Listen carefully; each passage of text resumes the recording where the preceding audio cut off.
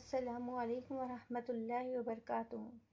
شیخ شکیل تفسیر القرآن کے سامعین، آپ سے ادباً گزارش کرتی ہوں کہ اس چینل کو سبسکرائب کریں، زیادہ سے زیادہ شیئر کریں اور لائک کریں اور دوسرے اور لوگوں تک اسے پہنچائیں۔ تو شروع کرتے ہیں آج سورہ بقرہ کی 10ویں آیت۔ بسم اللہ الرحمن الرحیم۔ فی قلوبہم مرض فزادتہم اللہ مرضا ولہم عذاب علیم بما کانوا یکذبون، یعنی ان کے دلوں میں بیماری تھی، اللہ تعالیٰ نے انہیں بیماری میں بڑھا دیا اور ان کے جھوٹ کی وجہ سے ان کے لیے دردناک عذاب ہے۔ یعنی بیماری سے مراد یہاں شک و شبہ ہے۔ ابن عباس رضی اللہ عنہ، ابن مسعود رضی اللہ عنہ اور چند صحابہ سے یہی مروی ہے۔ اکرمہ اور طاؤس رحمۃ اللہ علیہ نے اس کی تفسیر کی ہے ریا سے، اور ابن عباس رضی اللہ عنہ اس کی تفسیر نفاق بھی مروی ہے۔ زید بن اسلم رحمۃ اللہ علیہ فرماتے ہیں یہاں دینی بیماری مراد ہے، نہ کہ جسمانی۔ انہیں اسلام میں شک کی بیماری تھی اور ان کی ناپاکی میں خدا نے اور اضافہ کر دیا، جیسے قرآن میں اور جگہ ہے فَأَمَّا الَّذِينَ آمَنُوا فَزَادَتْهُمْ إِيمَانًا وَهُمْ يَسْتَبْشِرُونَ وَأَمَّا الَّذِينَ فِي قُلُوبِهِم مَرَضٌ فَزَادَتْهُمْ رِجْسًا إِلَى رِجْسِهِمْ، یعنی اے ایمان والوں کے ایمان میں زیادتی کرتی ہے اور وہ خوشیاں مناتے ہیں، لیکن بیماری والوں کی ناپاکی اور پلیدی کو اور زیادہ کر دیتی ہے، یعنی ان کی بدی اور گمراہی بڑھ جاتی ہے۔ یہ بدلہ بالکل ان کے عمل کے مشابہ ہے۔ یہ تفسیر اچھی ہے۔ ٹھیک اسی کے مثل یہ فرمان بھی ہے والذین اہتدوا زادتہم ھدی وآتاہم تقواہم، یعنی ہدایت والوں کو ہدایت میں بڑھا دیتا ہے اور ان کو تقوی عطا فرماتا ہے۔ یکذبون کو یکذبون بھی قاریوں نے پڑھا ہے۔ یہ دونوں بد خصلتیں ان میں تھیں، جھٹلاتے بھی تھے اور جھوٹے بھی تھے۔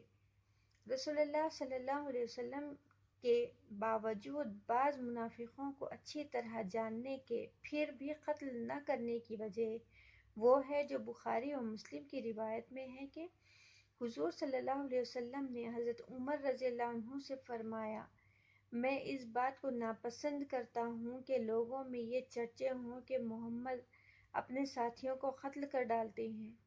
مطلب یہ ہے کہ جو اعرابی آس پاس ہیں انہیں یہ تو معلوم نہ ہوگا کہ ان منافقوں کے پوشیدہ کفر کی بنا پر انہیں قتل کیا گیا ہے، ان کی نظریں تو صرف ظاہرداری پر ہوں گی۔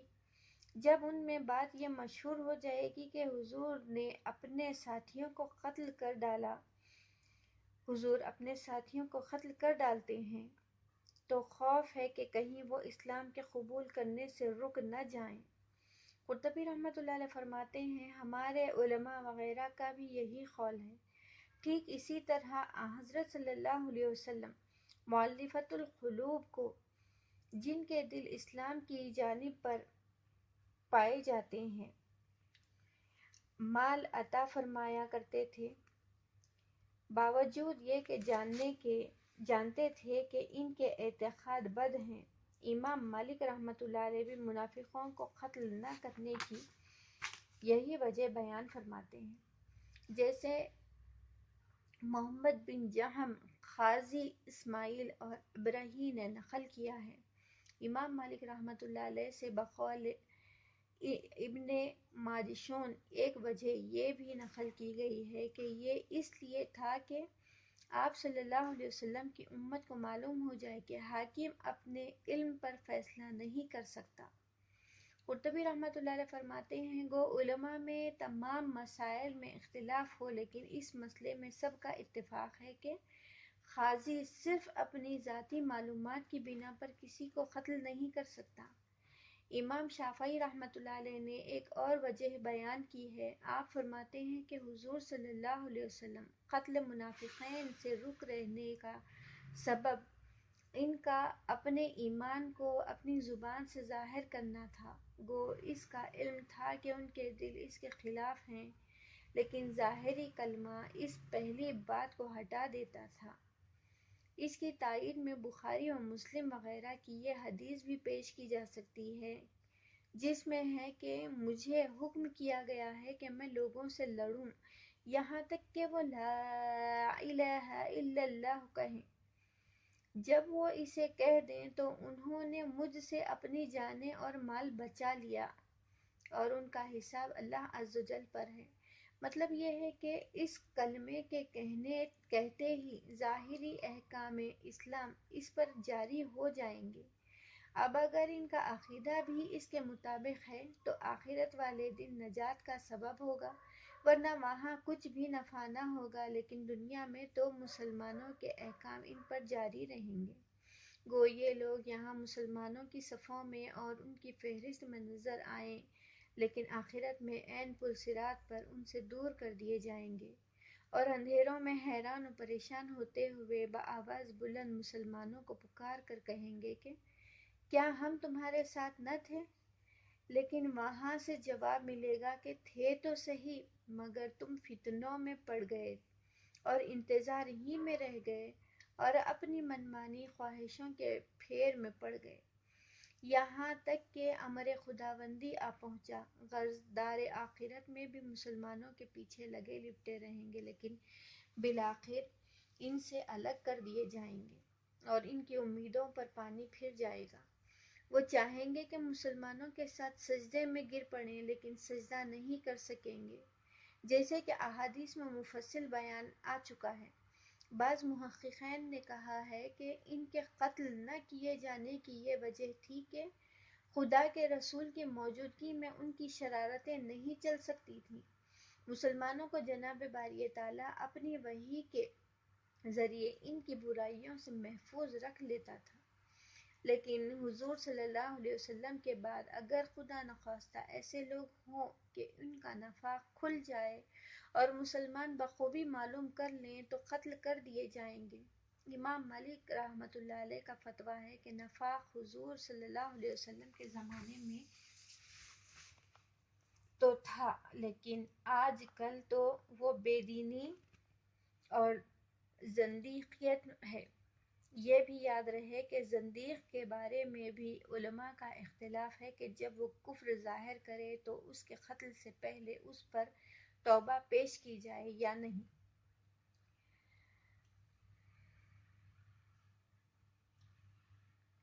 اور وہ زندیق جو لوگوں کو بھی اس کی تعلیم دیتا ہو اور وہ زندیق جو معلم نہ ہو، ان دونوں میں فرق کیا جائے گا یا نہیں۔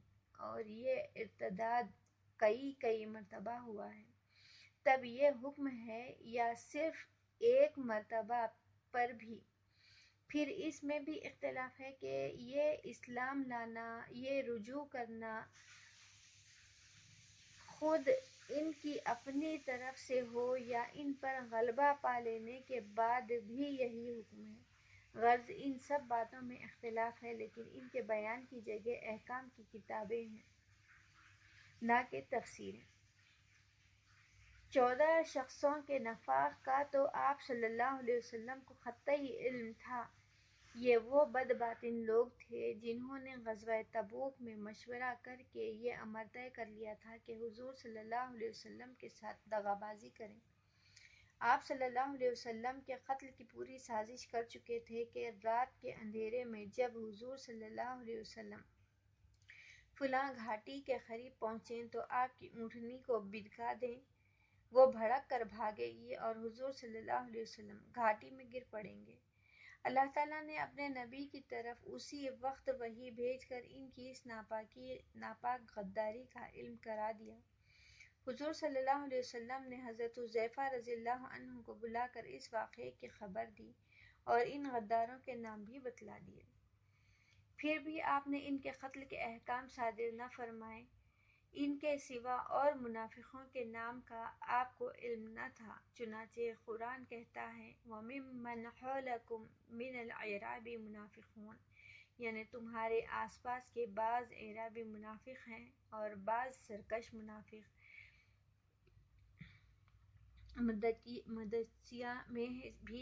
مدینہ میں بھی ہیں، تم انہیں نہیں جانتے لیکن ہم جانتے ہیں۔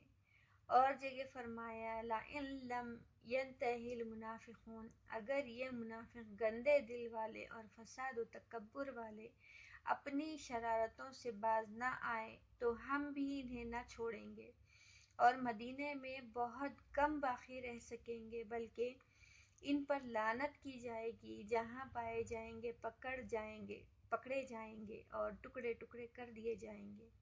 ان آیتوں سے معلوم ہوا کہ حضور صلی اللہ علیہ وسلم کو ان منافقوں کا علم نہ تھا کہ کون کون ہیں۔ ہاں، ان کی مذموم خصلتیں جو بیان ہوئی تھیں، یہ جس میں پائی جاتی تھیں اس پر نفاق صادق آتا تھا، جیسے اور جگہ ارشاد فرمایا وَلَوْ نَشَاءُ لَأَرَأَيْنَاكَهُمْ، یعنی اگر ہم چاہیں تو ہم تمہیں ان کو دکھا دیں، لیکن تم ان کی نشانیوں اور ان کی دبی بھچی زبان سے ہی ان کو پہچان لو گے۔ ان منافقوں میں سب سے زیادہ مشہور عبداللہ بن ابی ابن سلول تھا۔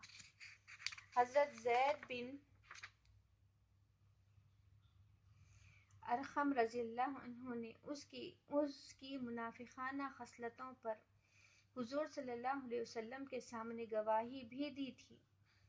باوجود اس کے جب یہ مرتا ہے تو حضور صلی اللہ علیہ وسلم اس کے جنازے کی نماز پڑھاتے ہیں اور اس کے دفن میں شرکت کرتے ہیں، ٹھیک اسی طرح جس طرح اور مسلمان صحابیوں کے ساتھ۔ بلکہ حضرت عمر رضی اللہ عنہ نے جب حضور صلی اللہ علیہ وسلم کو ذرا زور سے یاد دلایا تو آپ نے فرمایا میں نہیں چاہتا کہ لوگ چیمگوئیاں کریں کہ محمد اپنے صحابیوں کو مار ڈالا کرتے ہیں، اور ایک صحیح روایت میں ہے کہ مجھے اختیار دیا گیا استغفار کرنے نہ کرنے کا تو میں نے کرنے کو پسند کیا۔ ایک اور روایت میں ہے کہ اگر 70 مرتبہ سے زیادہ استغفار کرنے میں بھی اس کی بخشش جانتا تو یقیناً زیادہ کرتا۔ بسم اللہ الرحمن الرحیم وَإِذَا قِيلَ لَهُمْ لَا تُفْسِدُوا فِي الْأَرْضِ قَالُوا إِنَّمَا نَحْنُ مُصْلِحُونَ أَلَا إِنَّهُمْ هُمُ الْمُفْسِدُونَ وَلَكِنْ لَا يَشْعُرُونَ۔ اور جب ان سے کہا جاتا ہے کہ زمین میں فساد نہ کرو تو جواب دیتے ہیں کہ ہم تو صرف اصلاح کرنے والے ہیں، خبردار ہو یقیناً یہی لوگ فساد کرنے والے ہیں لیکن شعور سمجھ نہیں۔ حضرت ابن عباس رضی اللہ عنہ، حضرت ابن مسعود رضی اللہ عنہ اور نبی صلی اللہ علیہ وسلم کے بعض اور صحابہ سے مروی ہے کہ یہ بیان بھی منافقوں کا ہی ہے۔ ان کا فساد کفر اور معصیت خداوندی تھی، مطلب یہ ہے کہ زمین میں خدا کی نافرمانی کرنا یا نافرمانی کرنے کا حکم دینا زمین میں فساد کرنا ہے، اور زمین و آسمان کی اصلاح اطاعت خداوندی میں ہے۔ مجاہد رحمۃ اللہ علیہ فرماتے ہیں کہ انہیں جب خدا تعالیٰ کی نافرمانی سے روکا جاتا ہے تو کہتے ہیں کہ ہم تو ہدایت و اصلاح پر ہیں۔ حضرت سلمان فارسی رضی اللہ عنہ فرماتے ہیں اس خصلت کے لوگ اب تک نہیں آئے، مطلب یہ ہے کہ حضور صلی اللہ علیہ وسلم کے زمانے میں یہ بد خصلت لوگ تھے تو صحیح، لیکن اب جو آئیں گے وہ ان سے بھی بدتر ہوں گے۔ یہ نہ سمجھنا چاہیے کہ وہ یہ کہتے ہیں کہ اس وصف کا کوئی حضور صلی اللہ علیہ وسلم کے زمانے میں تھا ہی نہیں۔ ابن جریر رحمۃ اللہ علیہ فرماتے ہیں کہ ان منافقوں کا فساد برپا کرنا یہ تھا کہ خدا تعالیٰ کی نافرمانیاں کرتے تھے، جس کام سے خدا تعالیٰ منع فرماتا تھا اسے کرتے تھے، فرائض خداوندی ضائع کرتے تھے، اللہ تعالیٰ کے سچے دین میں شک و شبہ کرتے، اس کی حقیقت اور صداقت پر یقین کامل نہیں رکھتے تھے، مومنوں کے پاس آ کر اپنی ایمانداری کی ڈینگیں لیتے تھے، حالانکہ دل میں طرح طرح کے وسواس ہوتے تھے، موقع پا کر دشمنان خدا کی امداد و اعانت کرتے تھے، اور اللہ تعالیٰ اللہ کے نیک بندوں کے مقابلے میں ان کی پاسداری کرتے تھے، اور باوجود اس مکاری کے اور مفسدانہ چال کے اپنے تئیں مصلح اور صلح کل کے حامی جانتے تھے۔ قرآن کریم نے کفار سے موالات اور دوستی رکھنے کو بھی زمین میں فساد ہونے سے تعبیر کیا ہے۔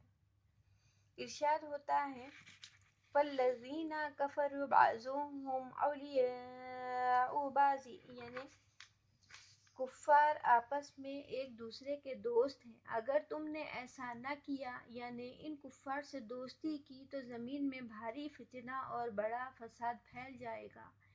اس آیت نے مسلمان اور کفار کے دوستانہ تعلقات منقطع کر دیے، اور جگہ فرمایا اے ایمان والو، مومنوں کو چھوڑ کر کافروں کو دوست نہ بناؤ۔ کیا تم چاہتے ہو کہ خدا تعالیٰ کا تم پر کھلا غلبہ ہو جائے، یعنی تمہاری دلیل نجات کٹ جائے؟ پھر فرمایا منافق لوگ تو جہنم کے نچلے طبقے میں ہوں گے، اور ہرگز تم ان کے لیے کوئی مددگار نہ پاؤ گے، چونکہ منافقوں کا ظاہر اچھا ہوتا ہے، اس لیے مسلمانوں پر حقیقت پوشیدہ رہ جاتی ہے۔ وہ ایمانداروں کو اپنی چکنی چپڑی باتوں سے دھوکہ دے دیتے ہیں، اور ان کے بے حقیقت کلمات سے ان کی کفار کی پوشیدہ دوستیوں سے مسلمانوں کو خطرناک مصائب جھیلنے پڑتے ہیں۔ پس بانی فساد یہ منافقین ہوئے۔ اگر یہ اپنے کفر پر ہی رہتے تو ان کی خوفناک سازشوں اور گہری چالوں کا مسلمانوں کو اتنا نقصان ہرگز نہ پہنچتا، اور اگر پورے مسلمان ہو جاتے اور ظاہر باطن یکساں کر لیتے، تب تو دنیا کے امن و امان کے ساتھ آخرت کی نجات و فلاح بھی پا لیتے۔ باوجود اس خطرناک پالیسی کے جب انہیں یکسوئی کی نصیحت کی جاتی تو جھوٹ بول کر ہم تو صلح کل ہیں، ہم کسی سے بگاڑنا نہیں چاہتے، ہم فریقین کے ساتھ اتفاق رکھتے ہیں۔ حضرت ابن عباس رضی اللہ عنہ فرماتے ہیں کہ وہ کہتے تھے ہم ان دونوں جماعتوں یعنی مومنوں اور اہل کتاب کے درمیان صلح کروانے والے ہیں، لیکن اللہ تعالیٰ نے فرمایا کہ یہ نری ان کی جہالت ہے، جسے یہ صلح جانتے ہیں وہ عین فساد ہے، لیکن انہیں شعور نہیں۔ بسم اللہ الرحمن الرحیم۔ وَإِذَا قِيلَ لَهُمْ آمِنُوا كَمَا آمَنَ النَّاسُ قَالُوا أَنُؤْمِنُ كَمَا آمَنَ السُّفَهَاءُ أَلَا إِنَّهُمْ هُمُ السُّفَهَاءُ وَلَكِنْ لَا يَعْلَمُونَ۔ اور جب ان سے کہا جاتا کہ اور لوگوں یعنی صحابہ کی طرح تم بھی ایمان لاؤ، تو جواب دیتے ہیں کہ کیا ہم ایسا ایمان لائیں جیسا بے وقوف لاتے ہیں؟ خبردار ہو جاؤ، یقیناً یہی بے وقوف ہیں لیکن جانتے نہیں۔ مطلب یہ ہے کہ جب ان منافقوں کو صحابہ رضی اللہ عنہما کی طرح اللہ تعالیٰ پر، اس کے فرشتوں، کتابوں اور رسولوں پر ایمان لانے کو، موت کے بعد جی اٹھنے اور جنت دوزخ کی حقانیت کے تسلیم کرنے کو، خدا رسول کی تابعداری کر کے نیک اعمال بجا لانے اور برائیوں سے رکے رہنے کو کہا جاتا ہے، تو یہ ملعون فرقہ ایسے ایمان کو بے وقوفوں کا ایمان بتاتا ہے۔ ابن مسعود اور بعض دیگر صحابہ رضی اللہ تعالی عنہما، ربیع ابن انس، عبد الرحمن بن زید رحمۃ اللہ علیہ فرماتے وغیرہ نے یہی تفسیر بیان کی ہے۔ سفہاء سفیہ کی جمع ہے، جیسے حکمہ حکیم کی اور حلمہ حلیم کی، جاہل کم عقل اور نفع و نقصان کے پوری طرح نہ جاننے والے کو سفیہ کہتے ہیں۔ قرآن میں اور جگہ ہے وَلَا تُؤْتُوا السُّفَهَاءَ، بے وقوفوں کو اپنے وہ مال نہ دے بیٹھو جو تمہارے قیام کا سبب ہے۔ عام مفسرین کا قول ہے کہ اس آیت میں سفہاء سے مراد عورتیں اور بچے ہیں۔ ان منافقوں کے جواب میں یہاں بھی خود پروردگار عالم نے جواب دیا اور تاکیداً حصر کے ساتھ فرمایا، بے وقوف تو یہی ہیں لیکن ساتھ ہی جاہل بھی ایسے ہیں کہ اپنی بے وقوفی کو جان بھی نہیں سکتے، نہ اپنی جہالت اور ضلالت کو سمجھ سکتے ہیں۔ اس سے زیادہ ان کی برائی اور کمال اندھاپن اور ہدایت سے دوری اور کیا ہوگی۔ تو یہ تھی، آج ہم نے سورہ بقرہ کی 13ویں آیت تک پڑھا ہے۔ انشاءاللہ کل آگے ہم 14ویں آیت کی تلاوت کریں گے، تو غور سے سنیں سامعین، اور اس پر عمل کرنے کی توفیق اللہ تعالی ہم سب کو عطا فرمائے۔ سب تمام امت مسلمہ کے لیے دعا گو ہوں، اللہ تعالی سب کو اپنی حفظ و امان میں رکھے۔ تو کل تک کے لیے اللہ حافظ۔